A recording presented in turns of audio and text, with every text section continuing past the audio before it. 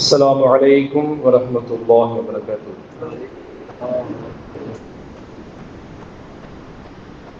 الحمد لله رب العالمين نحمده ونصلي على رسوله الكريم أما بعد فقد قال الله سبحانه وتعالى في القرآن العظيم والفرقان المجيد إنما الخمر والأنصاب والأزلام إنما الخمر والميسر والأنصاب والأزلام رجس من عمل الشيطان فاجتنبوه لعلكم تفلحون. وقال نبينا عليه الصلاة والسلام كل مسكر حرام أو كما قال عليه الصلاة والسلام. سبحانك لا علم لنا إلا ما علمتنا إنك أنت العليم الحكيم. எல்லா புகழும் புகழ்ச்சியும் நம்மை எல்லாம் படைத்து வளர்த்து பாதுகாக்கிற ஏக இறைவனாகிய அல்லாஹு ஜல்ல ஷானஹு தஆலா ஒருவனை சார்ந்தாகும். ஸலவாத்தும் ஸலாமும் நமது உயிரினும் மேலான கண்மணி நாயகம் ஸல்லல்லாஹு அலைஹி வஸல்லம் அன்னவர்கள் மீதும் அன்னவர்களின் பரிசுத்தமான குடும்பத்தார்கள் உத்தம சத்திய சஹாபாக்கள் தாபிஈன்கள் தபஅ தாபிஈன்கள் அக்தாபுகள் அவுலியாக்கள் நாதாக்கள் நல்லோர்கள் மற்றும் உண்டான நம் அனைவர்கள் மீதும் அல்லாஹ்வுடைய கருணையும் சாந்தியும் என்றென்றும் நின்று நிலவட்டுமாக. கண்ணியமிக்க அல்லாஹ்வின் நல்லடியார்களே,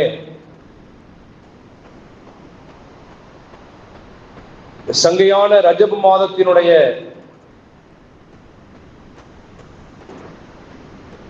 ஒரு ஜும்மாவிலே நாம் இரண்டாவது ஜும்மாவிலே நாம் அமர்ந்திருக்கிறோம்.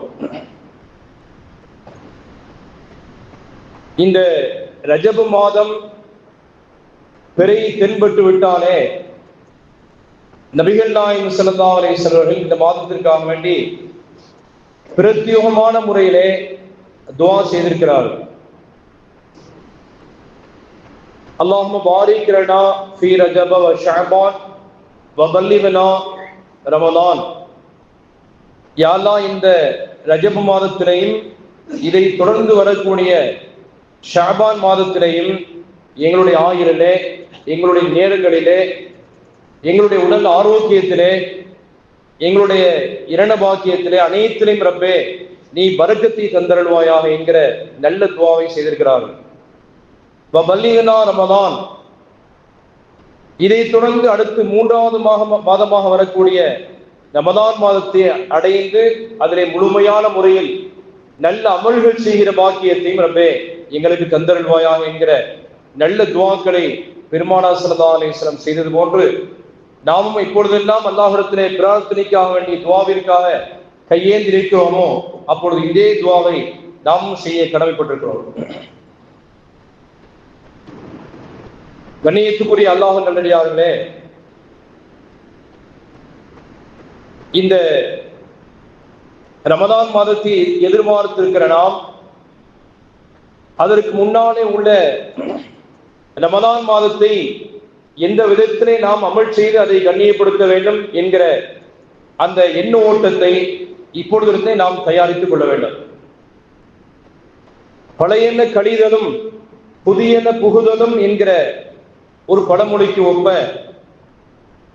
நம்மிடத்தில் உள்ள குறை நிறைகளை எல்லாம் களைந்தெடுத்து விட்டு நாம் ரமலான் மாதத்துக்காக வேண்டி நல்ல அமல் செய்வதற்கான கட்டமைப்புகளை நாம் ஏற்படுத்திக் கொள்ள கடமைப்பட்டிருக்கிறோம். அதற்கான பாக்கியங்களை அல்லாஹ் நம் அனைவருக்கும் வழங்கி அருள்வானாக. அன்பான அல்லாஹ்வின் நல்லடியார்களே, மனித அறிவிற்கு அல்லாஹ்விடத்திலே ரொம்ப கண்ணியம் இருக்கிறது. நபிகள் நாயகம் ஸல்லல்லாஹு அலைஹி வஸல்லம் சொன்னார்கள், லம்மா ஹலக்கல்லாஹுல் அக்ல, அல்லாஹு தஆலா அறிவை படைத்த பொழுது, அல்லாஹு தஆலா அறிவை படைத்தான். அந்த அறிவை படைத்த நேரத்திலே ஃபகால அக்பில், அந்த அறிவை படைத்து முடித்த பின்னாலே நீ முன்னாலே செல் என்று அல்லாஹ் உத்தரவிட்டார். அந்த அறிவு அல்லாஹுடைய ஆணைக்கு இணங்க முன்னோக்கி பயணித்தது. நீ பின்னால அப்படி ரிவேர்ஸ்ல வா என்று அல்லாஹ் உத்தரவு சொன்னார். அல்லாஹுடைய உத்தரவுக்கு மறுதளிப்பு செய்து விடாமல் அது பின்னாலே வந்தது.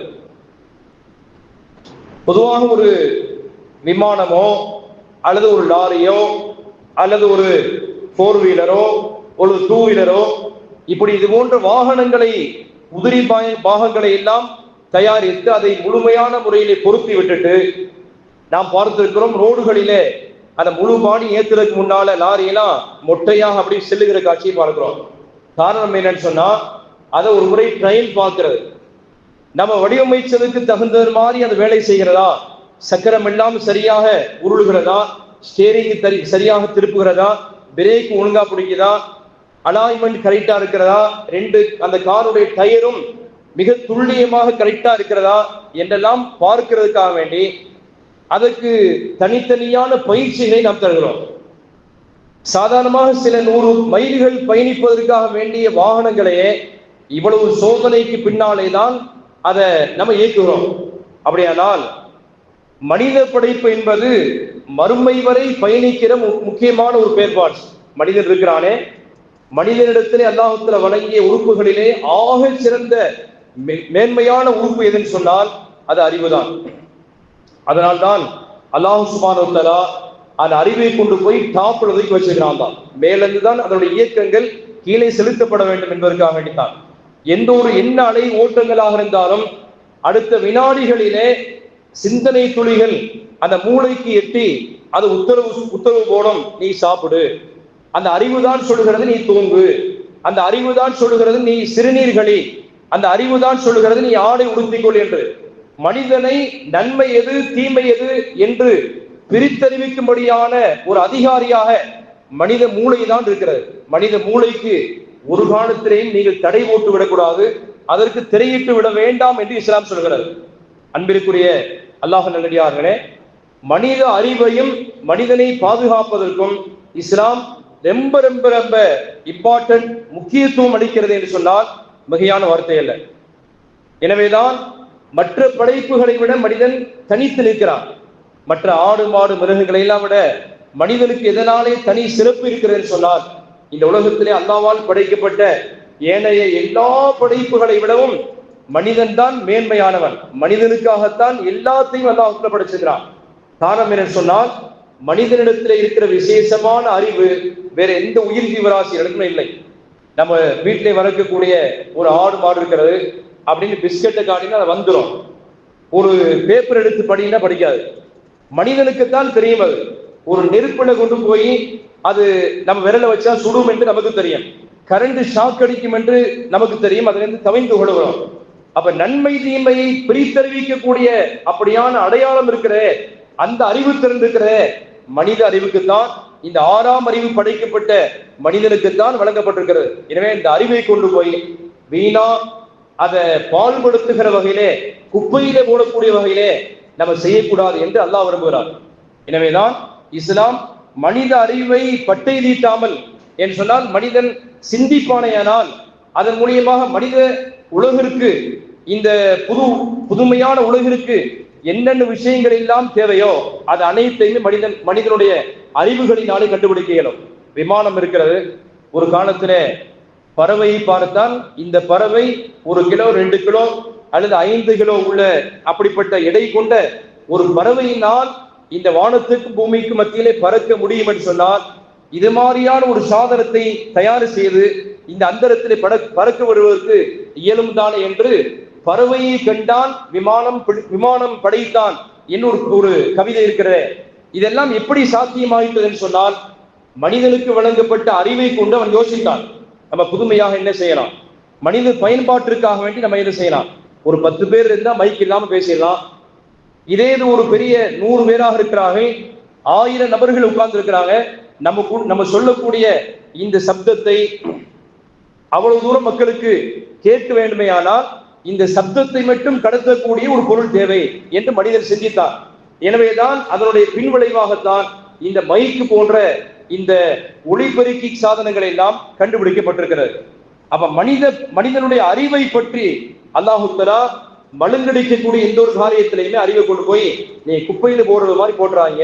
இது அல்லாஹ் சொல்லுகிற வார்த்தை. யா உலில் அல்பாப் அஃபலா யன்துரூன இலல் இப்லி கைஃப குலிகத், மனிதர்களே நீங்கள் அல்லாஹ் தஆலா ஒட்டகத்தை எப்படி படைத்திருக்கிறான் சிந்தியுங்கள் என்று அல்லாஹ் சொன்னான். அஃபலா யன்துரூன இலல் இப்லி கைஃப குலிகத் வ இலஸ் ஸமாஇ கைஃப ருஃபிஅத், வான்மண்டலத்திலே உள்ள அதிசயங்களை எல்லாம் சிந்தித்து பாருங்கள். இது அல்லாஹ் சொல்லுகிற வார்த்தை. திருமறையிலே பல்வேறு குர்ஆனுடைய வசனங்களிலே அல்லாஹ் சொல்கிறான், அஃபலா யததப்பரூன், நீங்கள் சிந்திக்க மாட்டீர்களா? யா உலில் அல்பாப், சிந்தனை உடையவர்களே. இந்த அல்லாஹ் தஆலா மனித குலத்தை மட்டும்தான் சொல்கிறான். எனவே ஒரு சிந்தனை என்பது மனிதனுக்கு எப்பவுமே ஃப்ரெஷ்ஷா இருக்கணும். இந்த அறிவை மூடி வைக்கக்கூடிய எந்த ஒரு திரையும் நீங்கள் போட்டுவிட வேண்டாம் என்று இஸ்லாம் சொல்கிறது. எனவேதான் மது என்பது அது மனித அறிவை மறைப்பதற்கான வேலை. அரபியில மதுவுக்கான சொல்லக்கூடிய வார்த்தைக்கு மதுவுக்கு என்ன பெயர் என்று சொன்னால் ஹம்ரு என்று பெயர். அரபியிலே ஹம்ரு என்று சொன்னால் அது திரை என்று அர்த்தம். அதாவது திருமறையில குர்ஆனில் அல்லாஹ் சொல்கிறான், பெண்கள் தங்களுடைய முந்தானை சேலைகளை தலைக்கு மேலே ஹிமாரஹுண்ட, அரபியில ஹிமார் என்று சொன்னால் புள்ளி இல்லாம ஹிமார்னா கழுது என்று அர்த்தம். புள்ளி வச்ச ஹேவை வைத்து சொல்வோமே ஆனால் அதற்கு திரை சீலை என்று பொருள். அல்லாஹ் சொல்கிறான், பெண்கள் தங்களுடைய அந்த முந்தானை சீலைகளை முன்னாலே மறைத்துக் கொள்ளட்டும் என்றதாக அவருடைய ஒழுக்க நெறிமுறைகளை பேணுவதற்காக வேண்டி இந்த வசனத்தை ஹுமுர் ஹிமார் என்று அல்லாஹ் சொல்கிறான். எனவே அரபியிலே ஹம்ர் என்று சொன்னால் திரையிடுதல் என்று பொருள். எதற்காக வேண்டி இந்த மதுவுக்கு திரை என்று பெயர் வைக்கப்பட்டது என்று சொன்னால் மனித சிந்தனைகளை பாழ்படுத்துகிறது. ஒரு மனிதன் போதை வஸ்துகளை வாய்க்குள்ளாலே தள்ளிட்டா அவன் என்ன பேசுகிறான் அவனுக்கு தெரியாது. ஒரு மனிதன் அந்த மதுவை குடித்து விட்டால் தான் எப்படிப்பட்ட நடவடிக்கைகள் ஈடுபடுகிறோம் என்று மறந்து போய்விடுகிறான். காரணம் என்ன சொன்னால் அறிவாகிறது திறந்திருக்குமேனால், அறிவு தெளிவாக வேலை செய்யுமேனால் அவன் இப்படிப்பட்ட இழிய செயல்களில் ஈடுபட மாட்டான், இழிவான வார்த்தைகளை பேச மாட்டான். எனவே மது மயக்கத்தினாலே, போதையினுடைய அந்த மயக்கத்தினாலே அவன் என்ன செய்வான் என்று அவனுக்கு தெரியாது. போதை உள்ள தள்ளிட்டா, இப்ப சமீபத்துல நம்ம ஒரு 4-5 நாட்களுக்கு முன்னால எல்லா சேனல்களிலுமே தொலைக்காட்சி எடுத்துட்டா அதே மாதிரி செய்தான். யூடியூப்ல, பேஸ்புக்ல, அதே மாதிரியாக இன்ஸ்டாகிராம்ல பல்வேறு தொலைத்தொடர்பு சாதனங்களை எல்லாம் நாம் பார்த்தோம். எல்லா மீடியாக்களையும் பார்த்தோம். 4 இளைஞர்கள், டீனேஜ் பசங்க, ரொம்ப சின்ன பசங்க, அவங்க சீர்திருத்த பள்ளியிலே அவங்கள சேர்த்து பயிற்சி பெற வேண்டியவர்கள் என்று கூட சொல்ல முடியாது. அவங்கெல்லாம் இளைஞர்களாக இருக்கிறார்கள். அவங்களாம் ஏதாவது தொழில் செய்ய வேண்டிய அல்லது வெளிநாடுகளுக்கு சென்று சம்பாதித்து கொடுத்து அந்த குடும்பத்தை முன்னேற்ற வேண்டிய பொறுப்பிலே உள்ள இளைஞர்களாக இருக்கிறாங்க. பெரிய பெரிய லட்சியத்தை அடைய வேண்டிய அந்த இளைஞர்கள் இவ்வளவு சிறு வயசுல வடநாட்டிலிருந்து ஒரு அந்த ஹிந்தி மொழி பேசக்கூடிய ஒரு நபர் வருகிறார். சுராஜ் அல்லது சிராஜ் என்கிற அந்த பெயரை கொண்ட ஒரு நபர். அவர் ரயிலே பயணிக்கிற வழியிலே இவங்க தேவையில்லாத ஆயுதங்களை எல்லாம் எடுத்து, கூர்ப்பான ஷார்ப்பான ஆயுதங்களை எடுத்து அவரிடத்திலே கொலை செய்யற மாதிரி இப்படி காட்டுறாங்க. இது இன்ஸ்டாகிராம்ல பதிவிடுகிறார்கள். உலக மக்கள் எல்லாம் பார்ப்பாங்க, நமக்கு பின்னாலே ஆபத்து ஏற்படும் என்கிற அதை கூட அவர்களாலே உணர முடியவில்லை. அந்த அளவுக்கு மது போதையினாலே அல்லது போதை வஸ்துகளினாலே அவர்கள் பாதிக்கப்பட்டிருக்கிறார்கள். மது மயக்கத்தினால் ஒரு மனிதன் என்ன செய்வான் என்று தெரியாது என்பதற்காகத்தான் இஸ்லாம் அதையெல்லாம் வேண்டாம் என்று சொல்கிறது. ஒரு மனிதனுக்கு வழங்கப்பட்ட அறிவு இருக்கிறதே, அது ரொம்ப திறந்த பெட்டகமா இருக்க வேண்டும். அவன் சிந்திக்க வேண்டும், நம்ம செய்வது சரியான காரியம் தானா என்று, தவறு எது நன்மை எது என்று அவன் தனக்குத்தானே விளங்கி அவன் புரிந்து கொண்டு தீமையிலிருந்து விலகி கொண்டு நன்மையின் பக்கம் அவன் செயல்படுவதற்காக வேண்டித்தான் அல்லாஹு தஆலா மனிதனுக்கு சிந்தனையுடைய அறிவை, பகுத்தறிவை தந்து அல்லாஹு தஆலா படைத்திருக்கிறான் என்பதை திருமறை குர்ஆன் சொல்கிறது. அந்த இளைஞர்கள் எல்லாம் சேர்ந்து அந்த சிராஜ் என்கிற அந்த வாலிபனை, வடநாட்டு வாலிபனை அப்படி வாழை மரத்து வெட்டுறது மாதிரி, வாழைக்காவை வெட்டுறது மாதிரி தாறுமாற வெட்டி தள்ளுறாங்க. கைகளில அவன் தடுக்கிறான், கை வெட்டுப்படுகிறது, முகத்தை சிதைக்கிறார்கள், தலையில இத்தனை முறைதான் வெட்டினாக என்று சொல்ல முடியாத அளவுக்கு மண்டையெல்லாம் பிளந்து ரத்தம் ஊற்றுகிறது, காதில ரத்தம் அடிக்கிறது. அந்த வீடியோ இலகிய மனமுடையவன பார்க்காதீர்கள் என்றுதான் பதிவேற்றம் செய்து எல்லா வலைத்தளங்களையும் போட்டிருக்கிறாங்க. இது என்ன விளைவு காட்டுகிறேன்னு சொன்னால், ஒரு போதையினால் ஒரு இளைஞனோ அல்லது முதியவனோ அந்த போதையை தள்ளிட்டான் என்று சொன்னால் நம்ம இதற்கு பின்விளைவுகளை எதை வேணாலும் சந்திக்கலாம் என்கிற துணிச்சலை தந்து விடுகிறது. போதையினாலே செஞ்சோம் என்று இதற்கு சப்பை கட்டு வேண்டுமானால் சொல்லிக் கொள்ளலாம் ஒழிய, இப்படிப்பட்ட இளைஞர்களை மதுவிற்கோ அல்லது போதைகளுக்கோ அடிமையாக இருக்கக்கூடிய இது போன்றவர்களை பொதுமக்களுக்கு அபயம் அளிக்கக்கூடிய பொதுமக்களுக்கு அபாயத்தை விளைவிக்கக்கூடிய இப்படிப்பட்ட இளைஞர்களை நாடுகளிலே நடமாட விடக்கூடாது. அவர்களை சிறைச்சாலையிலே தள்ளி சரியான தகுந்த பாடங்களை போட்ட வேண்டும். அதிகார வர்க்கத்தினர்கள் அதை செய்து காட்ட வேண்டும். அன்பான அல்லாஹ் நல்லடியார்களே, இந்த போதை வஸ்துவை இஸ்லாம் அது ரொம்ப கடுமையான முறையில கண்டிக்கிறது. நபி ஸல்லல்லாஹு அலைஹி வஸல்லம் குல்லு முஸ்கிரின் ஹராமுன், போதை தரக்கூடிய எல்லாமுமே தான் அது ஹராம் என்று சொல்லுகிறது. இசையை ஏன் எதற்காக இஸ்லாம் அது ஹராம் அது கூடாது என்று சொல்லுகிறது சொன்னால், இசை இருக்கிற ஒரு மனிதனை மயங்கக்கூடிய அப்படியான தன்மை இசையில் இருக்கிறது. நீ பெரிய பெரிய ஷாப்பிங் எல்லாம் போகலாம். சென்னையில பெரிய பெரிய மால்கள் இருக்கிறது, பெரிய பெரிய ஷாப்பிங் இருக்கிறது. அந்த ஷாப்பிங் மால்களுக்குள்ளாலே சென்று விட்டேன்னு சொன்னால் ஒரு மெலோடி சாங் மாதிரி ஒரு மெல்லிசை, ஒரு மென்மையான இசையை போட்டுருவாங்க. அந்த இசை மயக்கத்திலேயே நம்ம பொருள்களை பர்ச்சேஸ் பண்ணுவதற்கு அது இழுக்கும். அது போனோனே வெளியே வந்துடாம இந்த இசை நன்றாக இருக்கிறது என்று காதுக்கு உள்ளாலே ஊடுருவி அந்த இசையினுடைய தன்மை தாக்கம் இருக்கிற உள்ளத்தை கட்டி போட்டு விடுகிறது. எனவே அது வரைக்கும் போலாமே என்னென்ன பொருள்கள் எல்லாம் இருக்கிறது என்று பார்த்துவதற்காக வேண்டி அந்த பெரிய பெரிய ஷாப்பிங் மால்களுக்குள்ளாலே மனிதர்களை ஈர்ப்பதற்காக வேண்டி அந்த இசையை பயன்படுத்துகிறார்கள். அப்ப இசை இருக்கிறதே இதுவும் ஒரு வகையான போதை தான். எனவே நபி ஸல்லல்லாஹு அலைஹி வஸல்லம் குல்லு முஸ்கிரின் ஹராமுன், போதை தரக்கூடிய ஒவ்வொரு விதமான இந்த அறிவை மழுங்கடிக்கும்படியான அனைத்துமே அது ஹராம் என்று நபிகள் பெருமானார் ஸல்லல்லாஹு அலைஹி வஸல்லம் கூறினார். திருமறை அல் குர்ஆனிலே அல்லாஹ் சொல்கிறான், இன்னமல் ஹம்ரு வல் மைசிரு வல் அன்சாப் வல் அஸ்லாம் ரிஜுஸும் மின் அமலி ஷைத்தான் ஃபஜ்தனிபூஹு. இந்த போதை இருக்கிற இதெல்லாம் ஷைத்தானுடைய நடவடிக்கையில் உள்ளது, எனவே நீங்கள் தவிர்ந்து கொள்கிறீர்களா என்று அல்லாஹ் கேட்கிறார். ஆரம்பத்துல அந்த அரபிகளை போன்று மது குடித்தவர்கள் உலக வரலாற்றில் யாருமே இல்லை. 100 ஆண்டு காலங்கள் பரமையான மது யாரிடத்தில் இருக்கிறதோ அவங்க பெருமை அடிப்பாங்க. எங்க வீட்டுல 100 ஆண்டுகள் கடந்த மது பாட்டிலை, மது சாராயத்தை, அந்த பேரல்களை எல்லாம் ஊற வச்சிருக்கிற அந்த சாராயம் அந்த குப்பிகள் இருக்கிற அது நாங்கள் பாதுகாப்பாக வைத்திருக்கிறோம். 100 வருஷத்துக்கு முன்னால எங்க தாத்தா காலத்தில் தயார் செய்யப்பட்ட கடுமையான போதை தரக்கூடிய அந்த மது இருக்கிறது என்று 100 ஆண்டுகள் பழமை வாய்ந்த மதுக்கள் யார் வீடுகளில் இருக்கிறதோ அது ஒரு வகையான பெருமை சார்ந்த பழக்கம் என்று அரபிகள் கருதினார்கள். எனவேதான் அதை லேசா குடிச்சாங்கன்னு சொன்னா மதி மயக்கத்தில் கிடப்பாங்க. மது போதை தெரிந்த பின்னாலே அவங்க இடத்துல கேட்டு பாருங்க, இந்த சாக்கடையில நான் படுத்து கிடந்தேன், இவனிடத்திலே சண்டை செய்தேன் என்றெல்லாம் அந்த தெளிந்த பின்னாலே அவன் தனக்கு தானே காரி துப்புகிற அளவுக்கு இப்படிப்பட்ட இழி செயலில் நம்ம ஈடுபட்டுக்கிறோமே, நம்ம எவ்வளவு பெரிய ஆறு என்று தனக்குத்தான் நினைத்துக் கொள்கிறான்.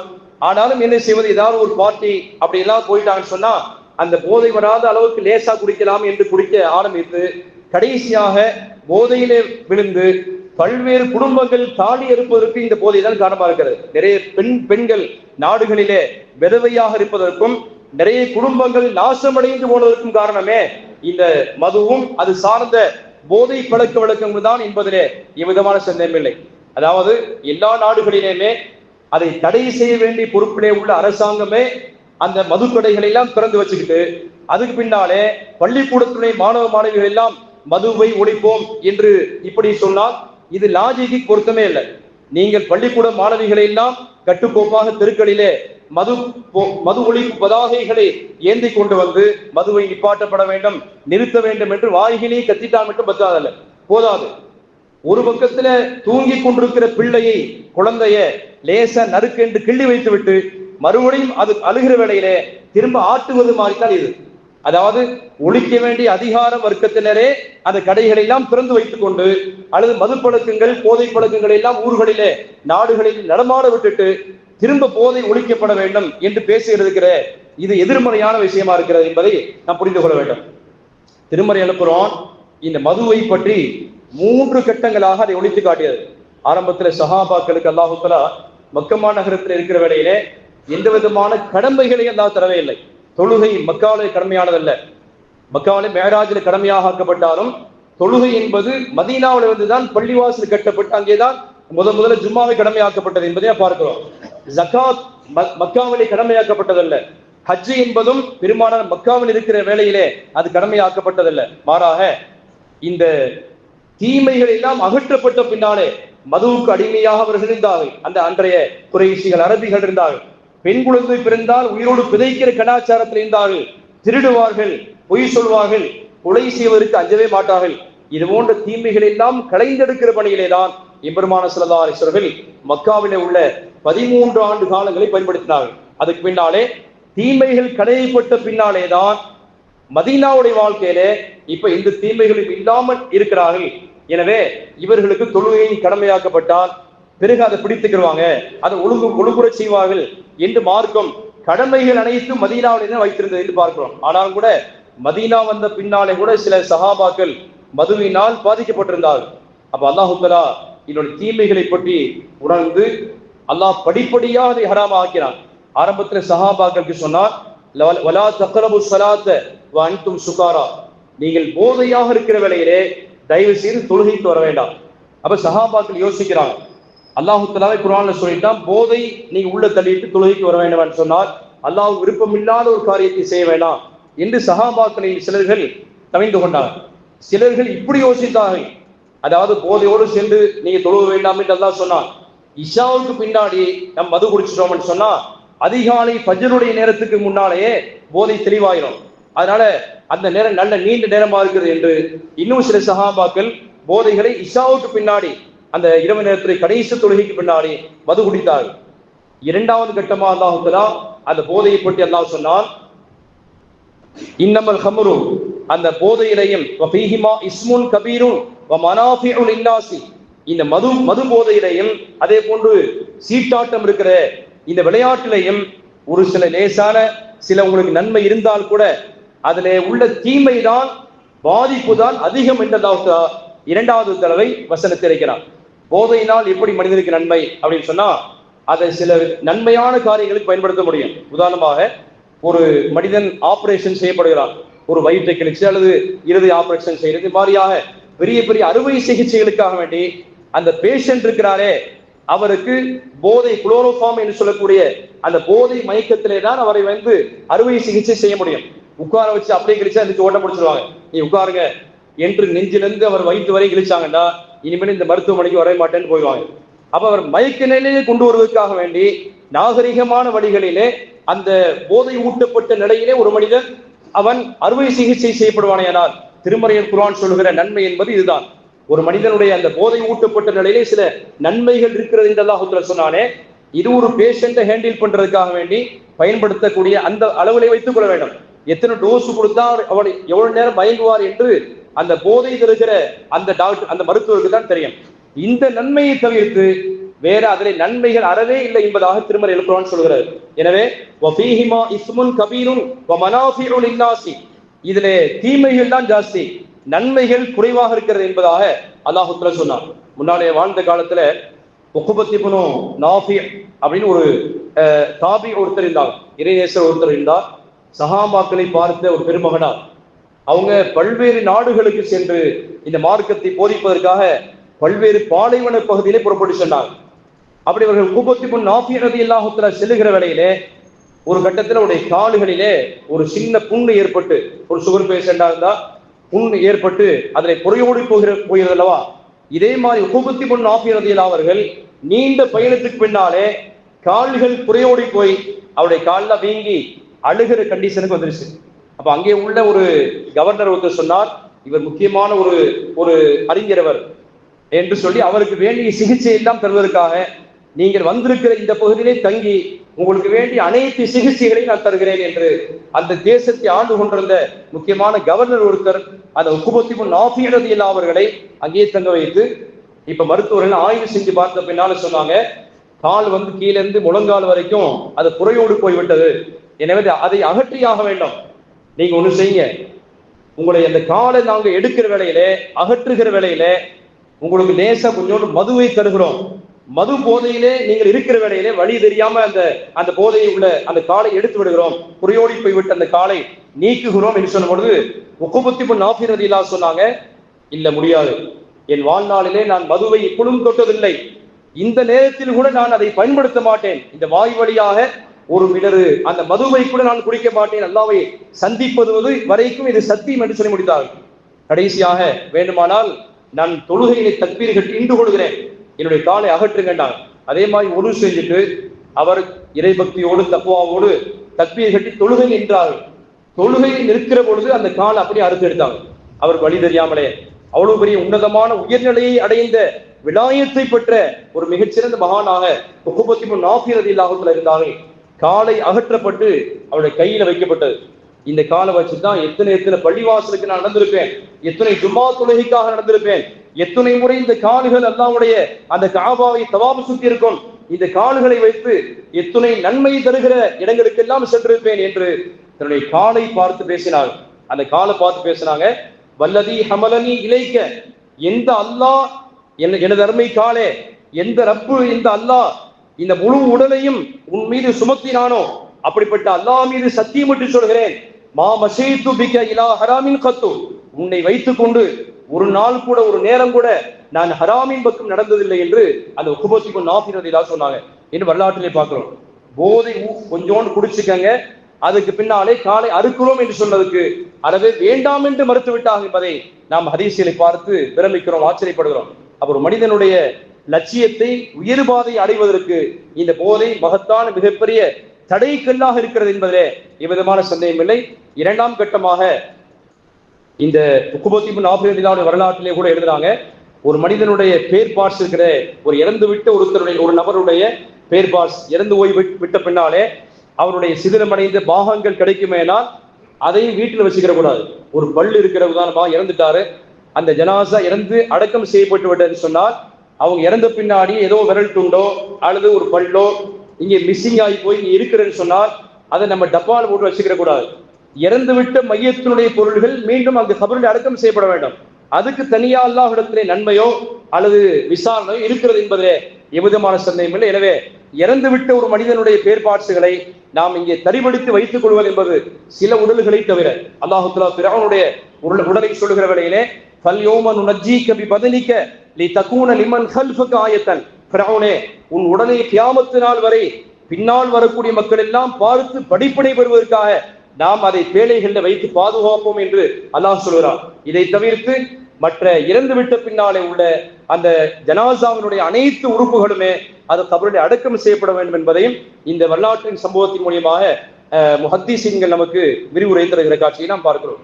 அதற்கடுத்தபடியாக இரண்டாம் கட்டமாக அல்லாஹ் தஆலா இந்த போதையில உள்ள நன்மையை விட தீமைதான் அதிகம் என்று அல்லாஹ் ஆர்வமூட்டிய பொழுது அதில் பாதி சஹாபாக்கள் திருந்தினார்கள். அல்லாஹ் தஆலா ஒரு விஷயத்துல இதுல நன்மையை விட தீமைதான் ஜாஸ்தின்னு சொல்லிட்டா பிறகு எதற்காக வேண்டிய அதை நம்ம சாப்பிடணும், எதை குடிக்கணும் என்று தவிந்து கொண்டு விட்டார்கள். மூணாவது கட்டமாக அல்லாஹ் தஆலா சொன்னான், அதுக்கு பின்னாலே இன்னமல் ஹம்ரு வல் மைசிரு வல் அன்சாப் வல் அஸ்லாம் ரிஜுசு மின் அமலி ஷைத்தான் ஃபஜ்தனிபூஹு, நீங்கள் குடிக்கக்கூடிய மதுபானங்கள், போதைப் பொருள்கள், அதே போன்று சூதாட்டங்கள், இது சம்பந்தமான மனிதனை வழிகெடுக்கிற அனைத்துமே மின் அமலி ஷைத்தான், அது ஷைத்தானுடைய செயல்பாடுகளில் கட்டுப்பட்டது. ஃபஜ்தனிபூஹு லஅல்லக்கும் துஃப்லிஹூன், நல்லா இருப்பீங்க, அதுல இருந்து நீங்கள் தவிந்து கொள்ளுங்கள், நீங்கள் வெற்றி பெற வேண்டுமேயானால் இந்த மதுபாதை விட்டு நீங்கள் ஒழித்து விட்டு நீங்கள் குடியை தூக்கி எறிந்து விட்டுட்டு உங்களை கொண்டு இந்த உம்மத்து அடைய வேண்டிய பயன்கள் ஏராளம் இருக்கிறது. எனவே இந்த சமுதாயமே நீங்க பாழாய் போன குடியை விட்டுட்டு நீங்கள் திரும்பி வெளியே வாருங்க என்று அல்லாஹ் தஆலா அன்போடு அழைக்கிறான். இந்த வசனம் இறங்கிய பின்னால மதீனா மாநகரத்துல யார் யாரெல்லாம் பல்லாண்டுகள் அந்த சேகரம் செய்து வைத்திருந்த மதுகளை அப்படியே தூக்கி போட்டாங்க. மதீனாவிலே ஒரு தெருவிட மது ஆறாக ஓடியது என்று வரலாற்று ஆசிரியர்கள் பதிவு செய்கிறார். அனஸ் ரலியல்லாஹு தஆலாவில் தன்னுடைய வளர்ப்பு தந்தை அபூ தல்ஹா அவர்களுக்கு மதுவை இப்படி ஊற்றி கொடுத்து கொண்டிருந்தார். ஊற்றி கொடுக்கிற வேளையில இந்த வசனம் அவருடைய காதில் ஒலிக்கிறது. ஒரு சஹாபி வந்து சொன்னார், அப்படியே தூக்கி வச்சிட்டாங்க, எல்லா மதுவையும் உடைத்தெறிந்து விட்டார்கள் என்று வரலாற்றிலே பார்க்கிறோம். எனவேதான் நபி ஸல்லல்லாஹு அலைஹி வஸல்லம் அல்லாஹ் தஆலா மது சம்பந்தமாக 10 நபர்களை சபிக்கிறான்.